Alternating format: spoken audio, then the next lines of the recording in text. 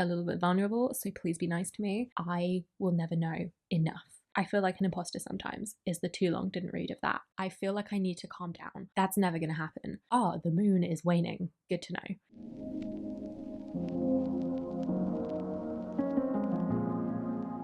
Hello, everybody. It's Sylvie. Welcome or welcome back to Tarot Magpie. I hope you're doing all kinds of good today. I'm responding to a tag today. As you can see, I am recording this kind of podcast style over some footage of me decorating my Leo season monthly tarot journal pages. So feel free to listen and watch me do that, or I don't know, tidy your room probably. I know I need to do mine. Anyway, the tag I'm responding to is called Fail Tales. It was started by the Norse Witch.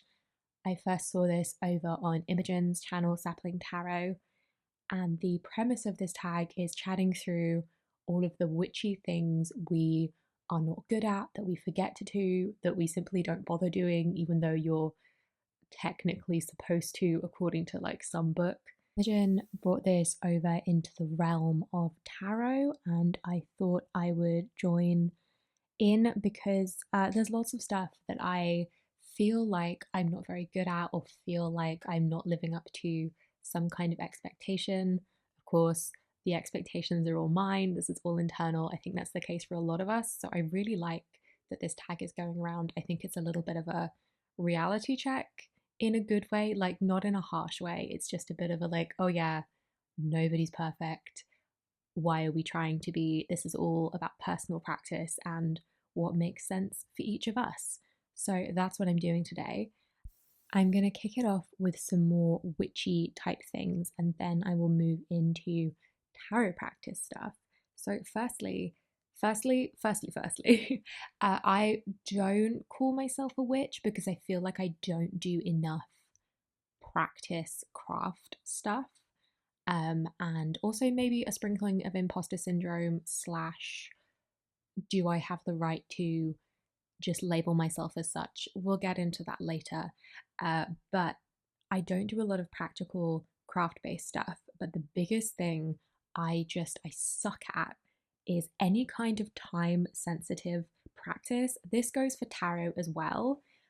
So like the Wheel of the Year, I don't follow the Wheel of the Year. I pay attention to the solstices and the equinoxes because they make sense to me. They're real things that happen in astronomy, in the orbit of the Earth around the sun. Those are like real external things. They make sense to my brain to have as some kind of like hinge point for seasons and for personal practice and for like thinking about changes. That makes sense to me. A lot of the other, I think it's very Wiccan, a lot of the other Wheel of the Year stuff and a lot of the other celebrations, in my brain, that's something that somebody made up and doesn't have any bearing on my real life. That's massive generalization. I know a lot of it comes from like a lot of Celtic traditions and a lot of other traditions that have been kind of adapted into the Wheel of the Year, maybe. I don't know. And I feel like I may be getting into some murky territory there with my opinions. So I will pivot on back. But yeah, time sensitive practice. No, I'm really bad at it. Like I say, the solstice makes sense because I can see that happening. I can tell that the days are getting longer or shorter or what have you. And that makes sense. So I observe those. But when I say I observe them, I just mean I pay attention to the fact that they're happening. Same with the moon phases. I try to do a little new moon and a full moon practice.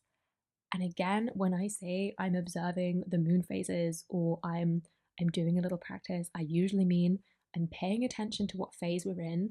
And I do that because I have an app on my phone that tells me what the moon phase is. And I'm subscribed to the Chani app, and that gives you push notifications to your phone when astrological stuff is happening. So that's how we keep on top of it. And then I usually just like think about what phase we're in and think about if there's something I want to be starting or releasing or anything like that. Sometimes I'll do a tarot reading, sometimes I'll do a little candly, magicy, crafty practice type thing.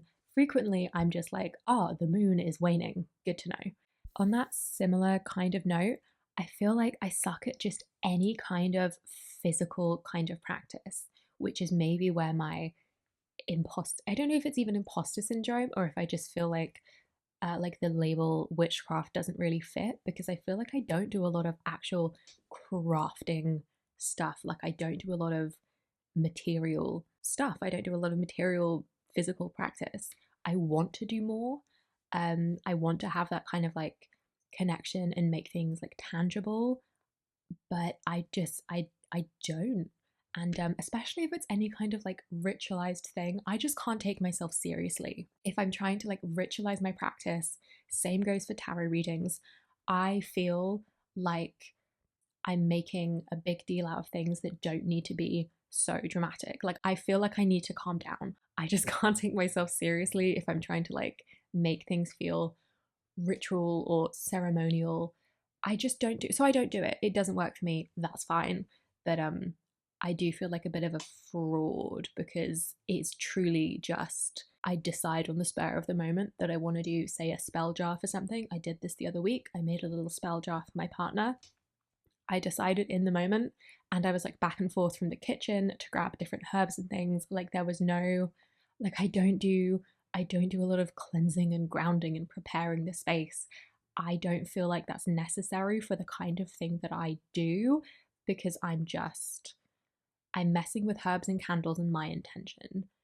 If I was trying to like work with spirits or entities, that would make sense. But I'm just here with my intention, making a little spell jar or doing a little candly magicy type thing.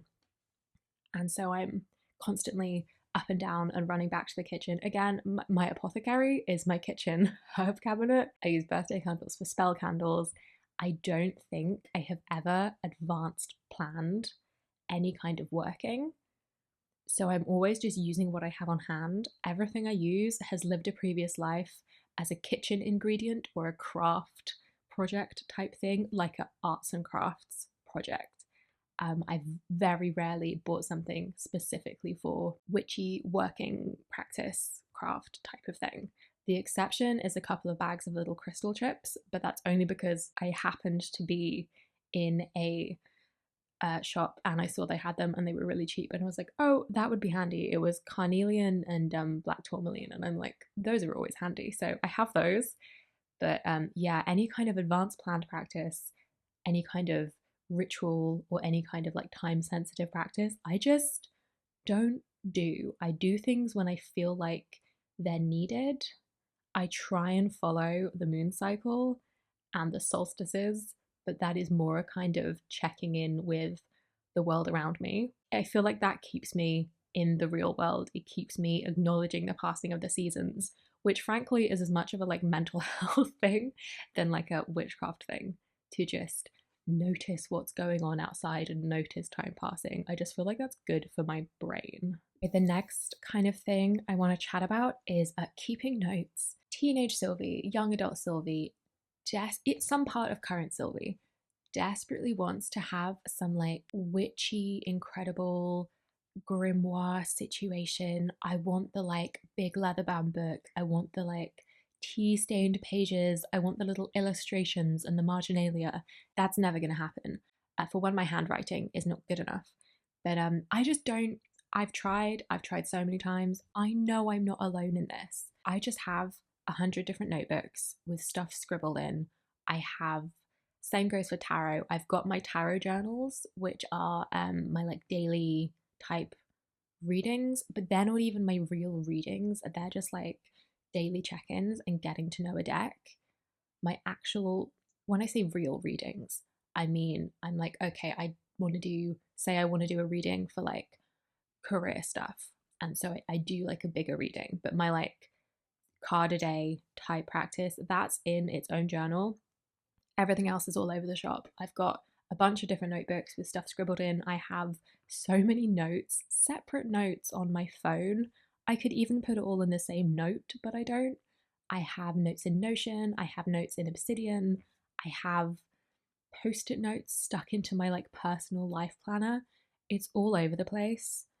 And I think that's just how it's going to be. I think that is simply how it's going to be. I would love to collect all my information in one place. Digital is the best bet for me with that. That's kind of what the Obsidian is. That is slowly, I'm kind of putting stuff in there. That's going to be a bit of a second witchy brain where I can keep all of my astrology notes, all of my tarot notes, all of my, I don't know, other correspondences and things. That's kind of information. But as for my practice and as for my record of my practice, I think I just have to accept that I write that down in the moment, and usually I don't really want to revisit it. I do think it would be nice to have a record that I could look back through, but I suck at it. I That is what it is. Next, this is related, and this is also where the imposter syndrome really comes in and rears its head, but I don't think I will ever know enough. And this is more applies to tarot than it does to like witchcrafty practice stuff, because I identify very strongly with tarot, or rather tarot is a big part of my like personal identity, my online identity, I guess. Like tarot Magpie is this whole thing that I'm doing. My I guess professional identity. Like, am I a professional? I don't know, but I do paid readings for clients. So, in a sense, yes. So, the imposter syndrome there sometimes is really huge. With other witchcraft stuff and like with astrology, for instance, I'm doing that for fun. It all informs everything because everything is interconnected. But I'm not trying to make that a part of my business, say. I don't feel the weight of imposter syndrome when it comes to things like astrology, but I can do with tarot. And it's frustrating because I have said so many times, and I've heard other people say so many times, and I very strongly believe that you are never done learning tarot. There is always more to learn. There is always more nuances of each card. There is always more symbolism you can add in. There are always different systems, for instance, like astrology, that you can add in. I think you learn every time you do a reading for yourself. I think you learn every time you do a reading for somebody else. I know that I will never be done learning, but at the same time, I feel like I will never know enough. And this is truly just a catch-22 that I'm just going to have to get over, because I'm never going to get out of it. I know that I give good readings, but I also know that because there is always more to learn, I could technically give better readings. And so I'm just trapped in that quagmire in my brain. Is quagmire the right word? Is a quagmire a bog? Unrelated. Um yeah, it is. It's one part imposter syndrome, it's one part my very literal black and white autistic thinking, that I'm like, oh, but unless I know everything, I have no business doing tarot readings for other people, even though I know in the same thought, in the same synapse in my brain, that there is always more to learn and that you're never done learning. So that's a struggle that my brain has, that I have not all the time, but there are definitely some moments where I've done a reading either for myself, even like I do this with myself. I'll do a reading for myself, and then a day later I'll be like, oh, but what about this, that, and the other? And like, yeah, obviously, the longer something sits in my brain, the more connections I'm going to make, the more I'm going to understand it. That's just how brains work. I feel like I've lost the thread of what I was saying, but yeah, imposter syndrome is big. Feeling like I can never know enough is big, and I know that I'm not alone in that, especially with tarot, especially with astrology. I'm sure, especially with any kind of witchcraft practice, because you can go down different like folklore and different traditions and different like cultures of witchcraft. You can do, kitchen witchery, green witchery, astral. Like there's so much stuff, and there are so many different paths that you can go down. And I feel like it's all just branching infinitely. And at the same time, that's the thing that I love, especially about tarot, is just that it's all it's all branching and it's all interconnecting and it's all ever changing. And that's another reason you can never know everything, because it's all changing like as we go, because we make the meaning as we do it. Anyhow, I feel like an imposter sometimes is the too long didn't read of that. What else did I want to talk about? Okay, this is a big one for me personally. This one feels very vulnerable, so please be nice. I sometimes feel like I just simply have no intuition. I sometimes fear that I simply do not possess a drop of intuition in my body. And I know that this isn't true. And I know that I've had experiences that tell me that that's not true. I have like the evidence, I have the lived experience to prove that incorrect. But I do sometimes fear that I just simply have no intuition, that I'm too literal, and that my the logic part of my brain is so much louder than my intuition. Slash, it's not even the logic part of my brain, it I think it's habit. Actually, I think it's habit of having to like logic through and think through and like do the steps and find the reason. That's huge for me just in general as a person, and the way my brain works is I'm looking for the reason for things. So yeah, I fear I have no intuition, and that also feeds into the imposter syndrome thing, because although I'm very upfront with, particularly with paid clients, my own practice is a little bit more wibbly wobbly.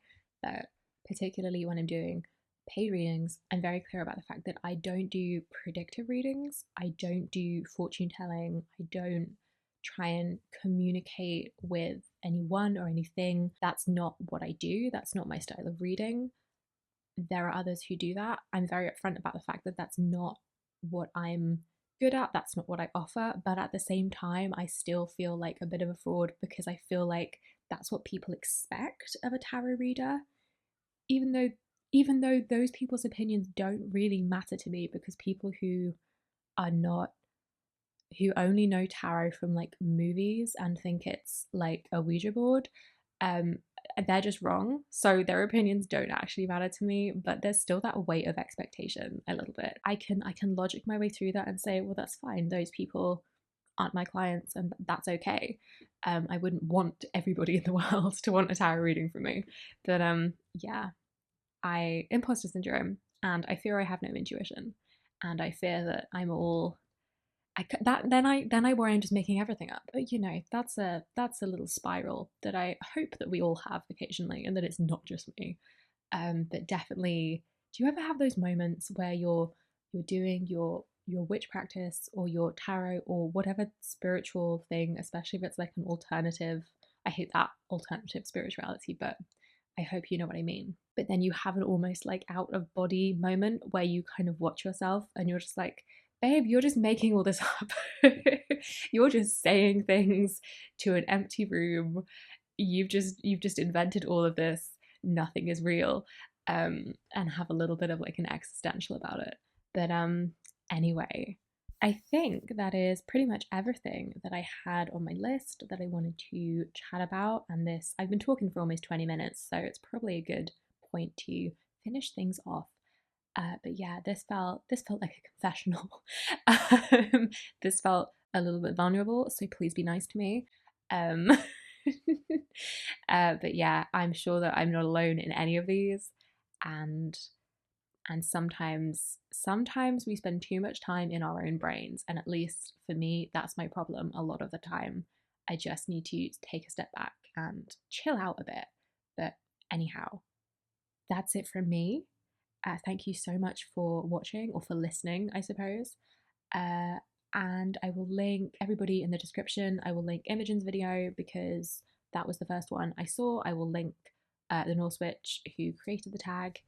And I know there are quite a few responses to this that I've seen going around, and they're good. They're quite healing to hear that other people have the same kind of little insecurities or things that they're bad at that I do.